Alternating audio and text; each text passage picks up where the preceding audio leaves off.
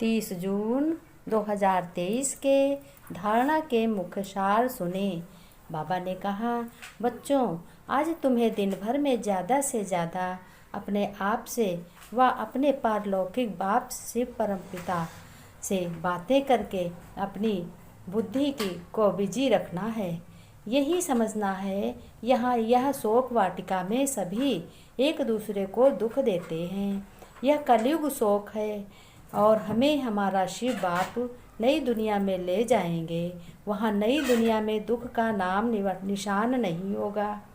अगला जन्म तुम्हारा बच्चों सतयुग की दुनिया यानी सुखी दुनिया में होगा और तुम्हें बच्चों नई दुनिया से दिल लगाकर अपने बाप की श्रीमत पर चलना है। वरदान बाबा ने दिया कि बाबा वरदान दे रहे हैं कि बच्चों, जिन बच्चों के दिल में शिव परमपिता पारलौकिक बाप रहता है, उन बच्चों को मुख से हाय हाय नहीं निकल सकता। वह बच्चे वाह वाह वाह बाबा वाह निकलेगा और दुनिया वाले एक ना एक किसी के दिल के दर्द से दुखी रहेंगे और तुम बच्चे बहुत दिल से ज्ञान सुनकर सुखी रहते हो। सदा बच्चों, तुम्हें इसी लगन मगन होना है। एक बाप शिव बाबा, दूसरा न कोई। तुम्हारी बच्चों लगन ऐसी शक्तिशाली है जो सभी विघ्नों को शिव बाबा की याद से भस्म कर देती है। तो तुम बच्चों के लिए जहाँ बाप है वहाँ प्राप्ति जरूर है। जो भगवान शिव बाप का खजाना है वह सब तुम बच्चों का है। स्लोगन है, आज का होमवर्क है, ज्ञान के तीसरे नेत्र से तुम बच्चे तीनों कालों और तीनों लोकों को जानने वाले मास्टर नॉलेजफुल हो। ज्ञान का तीसरा नेत्र तुम्हें मिला है, ज्ञान का तीसरा नेत्र तुम्हें मिला है और तुम बच्चों तीनों कालों को जान गए हो कि हम क्या थे। पहले हम सतयुग में थे, फिर हमने त्रेता में आए, फिर हम द्वापर में आए, फिर हम कलयुग में आए, फिर हम संगम पे हैं।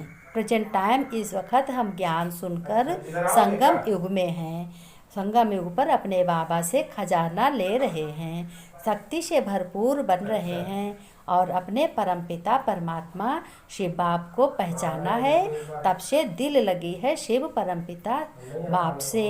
शिव परमपिता बाप हमारा नॉलेजफुल है, सर्वशक्तिमान है और सर्व खजानों को भरपूर करने वाला है, ज्ञान का सागर है। तो हमें अपने शिव परमपिता परमात्मा को पहचान संगम युग पर मिली है। सतयुग में हम पहले 8 जन्म में थे तो हम बहुत सुखी थे। फिर त्रेता में हमारे 16 जन्म हुए, फिर बाद में द्वापर में हमारे 14 जन्म हुए। धीरे धीरे कलाएँ कम होती गईं और कलयुग में हमारे 24 जन्म हो गए। तो सब मिलाकर बहुत जन्म हो गए, 63 जन्म, 84 जन्म हो गए। तो इसी हिसाब से हमारा ये 84वां जन्म कौन सा है? हमारा 84वां जन्म बाबा के गोद में, पारलौकिक परमपिता शिव परमात्मा की गोद में उनका ज्ञान सुनकर हमने ब्रह्मा मुख से ज्ञान सुना है।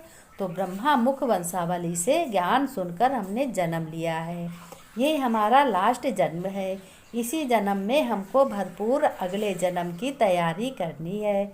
तो बाबा ने कहा, एक अपने परम पिता परमात्मा शिव बाप से ही दिल लगाओ, बाकी सब बंधन मत बनाओ।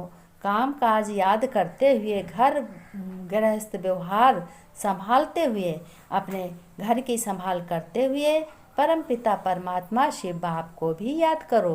तुम्हारा ये अलौकिक जन्म है बच्चों, तो तुम्हें बहुत खुशी होगी। इस जन्म से तुम्हारा खुशी खुशी जो कुछ मिलेगा तुम्हारा भुगतान होगा और अगले जन्म के लिए तुम सज रहे हो। अगला जन्म तुम्हारा सतयुग में होगा। इसी वक्त सतयुग है जिसके घर में कलह कलेश नहीं है, सब एक दूसरे की बात मान कर चलते हैं, सदा अपने माँ बाप के श्रीमत पर चलते हैं। तो उस घर में एकता है, उस घर में कभी भी कलह कलेश नहीं होता है। तो यही सतयुग है, इसी को सतयुग समझो। ऐसे ही सतयुग तुमको बनाना है अपने घर को। फिर बाद में तुम्हारा जन्म होगा, तुम्हारी जन्म होगा सतयुग में तो तुम्हें सतयुग में भरपूर सुख, शांति, पवित्रता, वहाँ कोई दुख नहीं होगा। सभी लोग ज्ञान, धन और धन से सजे सजाए होंगे, भंडार भरे होंगे, जेवराओं से सभी देवी देवताओं तुम सभी सजे होगे।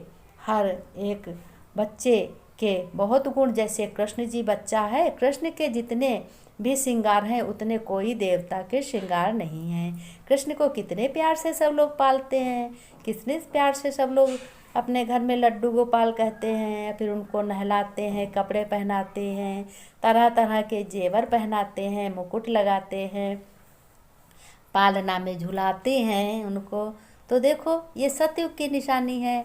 सतयुग में कृष्ण 16 कला संपूर्ण थे, सभी शक्तियों से भरपूर थे, जेवरों से भरपूर थे। ऐसे ही तुम्हारा जन्म अगले में सतयुग में भरपूर